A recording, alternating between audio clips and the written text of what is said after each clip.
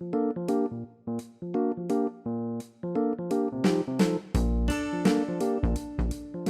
welcome to the Paige Doodle Club. I'm your host, Mike Paige. Today we will be drawing a castle, so let's get right to it.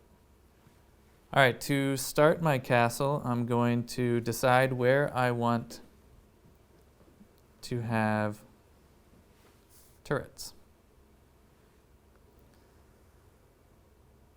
So I'm going to draw two tall lines on the one side. And then wherever I want my other side of my castle to be, I'm going to make two tall lines again.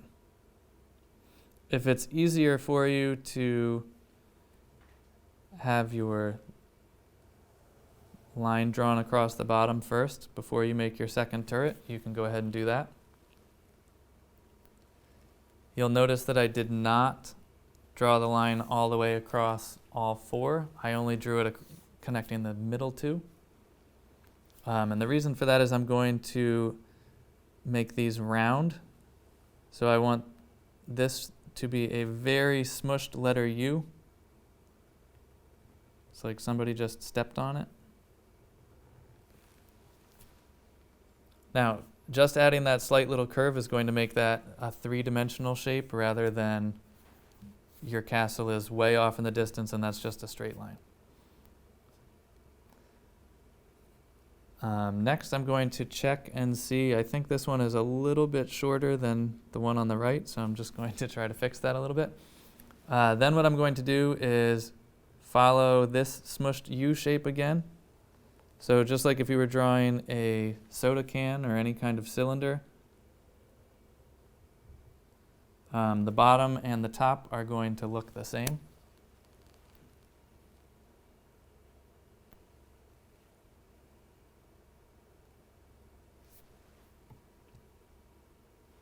And just above that, I'm going to make small diagonal lines sticking up.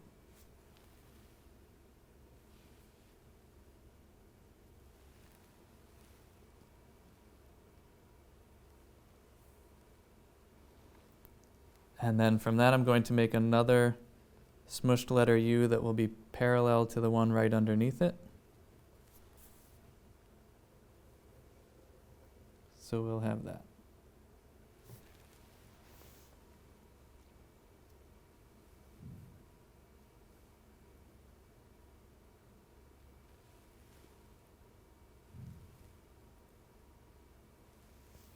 Sticking up from there, I'm going to make a straight line and a straight line on both sides.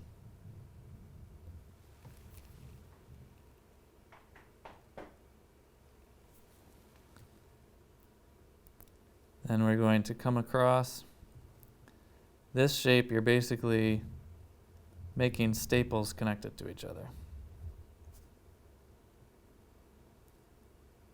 So you go over, up, over, down.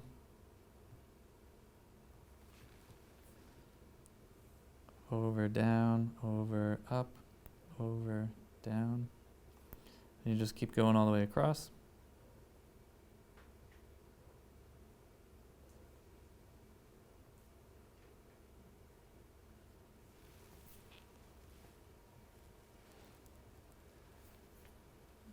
Next, we're going to do the same thing all the way across here. If it's easier for you, if you're drawing in pencil, if you'd like to start with a very light line. I'm drawing in pen, which makes it trickier to make that light line.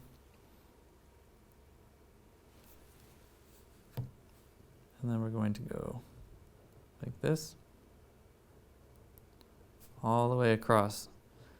And you want to try to make these about the same size the whole way across. Can be kind of tricky.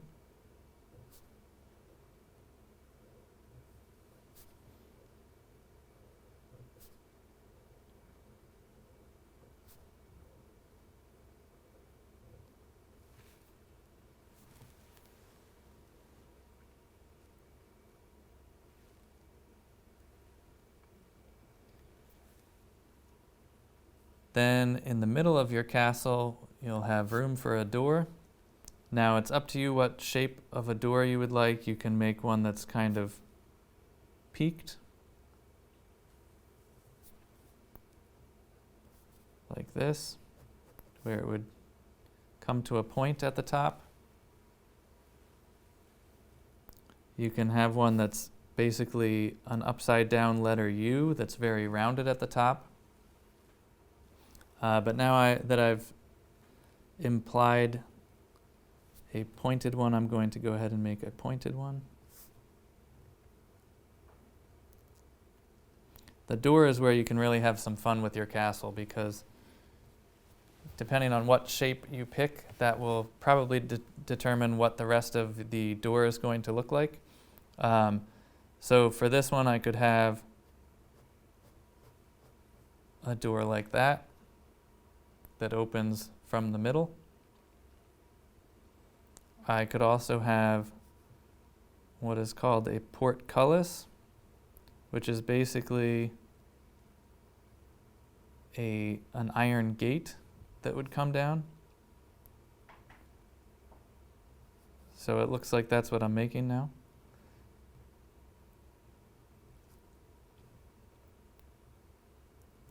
I'm just going to color that in, fill each of those in.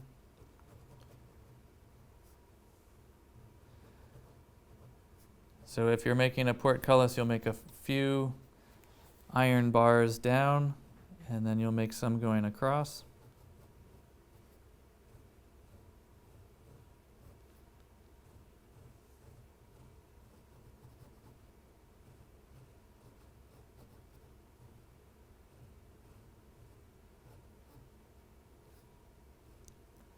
Castles were cool because they were like, it was all a technological innovation at the time. Everybody was trying to come up with something bigger and better than what their neighbor had. So there was actually a lot of innovation going on of how to defend yourself best.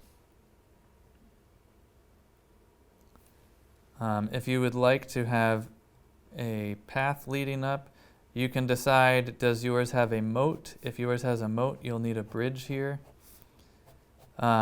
If yours has a bridge, it could be a drawbridge that might be up.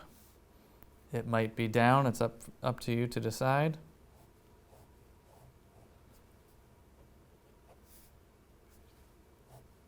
But you can make a little bridge here, or you could make a twisty, winding path leading up to your castle. It's up to you how you'd like it. If you're making a moat, you'll probably want some water running around here. This was another line of defense. So if I want to attack your castle and you've got a river in my way, you have an advantage, because it's going to take me some time to get across that water. Then I'm going to put some tiny little sliver windows in here. This is where the archers would have fired their arrows out of. Again, giving the advantage to the people inside the castle, because if I'm outside trying to shoot into the castle with a bow and arrow and I've got a tiny little spot to aim at, it's going to be really hard for me to hit my target.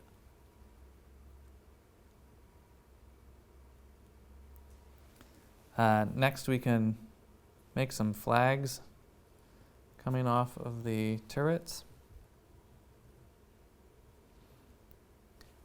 To make a pennant style flag, rather than just make a rectangle here, usually when I show kids how to do this, they want to just make a rectangle right here. If you're making a rectangle, start it very smushed this way. Then go ahead and close it off.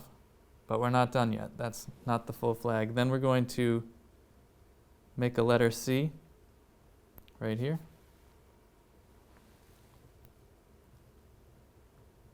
Like that. So same thing on the other side. We'll make a long, skinny rectangle. Bring it to a letter C. And then connect out.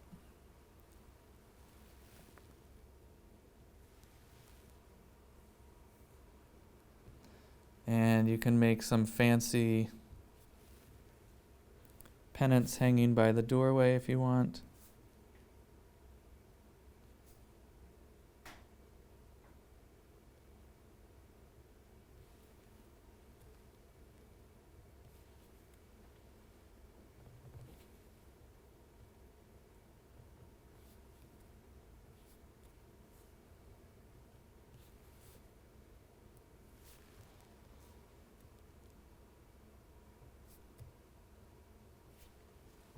You can color them any way you'd like.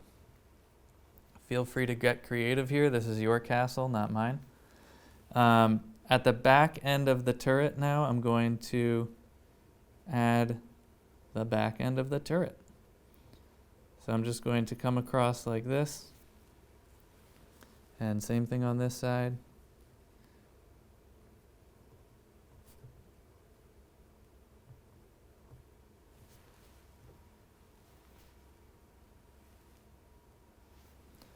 And I might make my flagpole a little bit wider. Mine look like little toothpicks.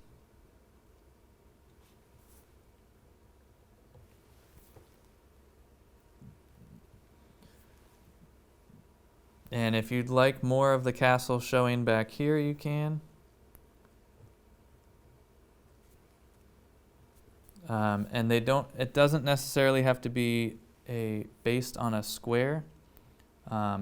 Sometimes castles followed the landscape, in which case they might take a sort of twisting route around the land.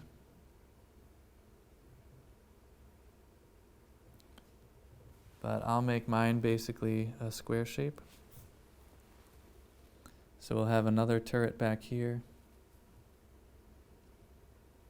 This one will look slightly smaller because it's further away.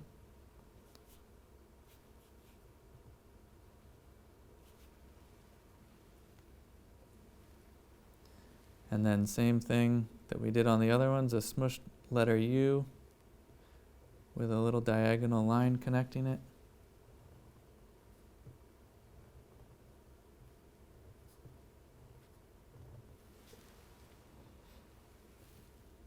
Then we make the top.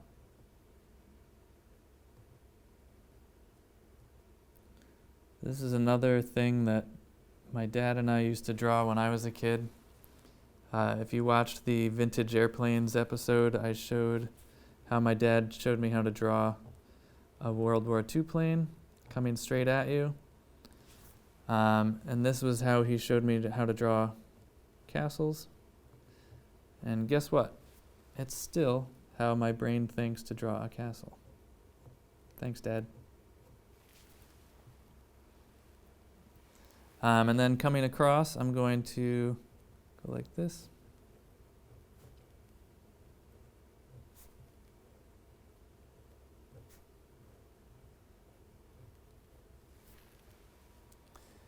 And I might make a few skinny windows along here.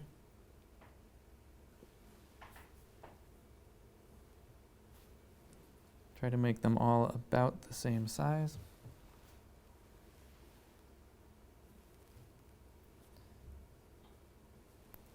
If you'd like to draw in the stonework on this, knock yourself out. I would say if you're going to do stonework, I would recommend not going straight across and straight down for bricks. I would probably make it a little more random and sort of rock shaped. Kind of like this. I'm not going to fill in the entire thing here because we'd be here all day. But if you are a kid watching at home with nothing to do and you're bored out of your mind, please keep drawing those rocks. Your parents will thank you. And then I'm going to make the horizon line back there. All right, so here is our castle. I hope you enjoyed following along. Maybe you made yours a little bit differently. I didn't think to mention during the episode, but if you wanted to have a pointy peak on your turrets instead of this style, go for it. That style I think was more like Germany and Bavaria maybe, I'm not positive of that. But I hope you enjoyed following along, and I hope your castle is a little bit different than mine. I hope you took some liberties and explored your own version of what you thought the castle should look like, because after all, it's your drawing. Thanks for watching Mike Paige Doodle Club, and don't forget to tune in again tomorrow for another episode. All right, kids, now that you've finished your doodles, color them in and then share them with both Mike Paige and Medfield TV. We're going to take those images and we're going to put them all over our station. Can't wait to see what you guys make.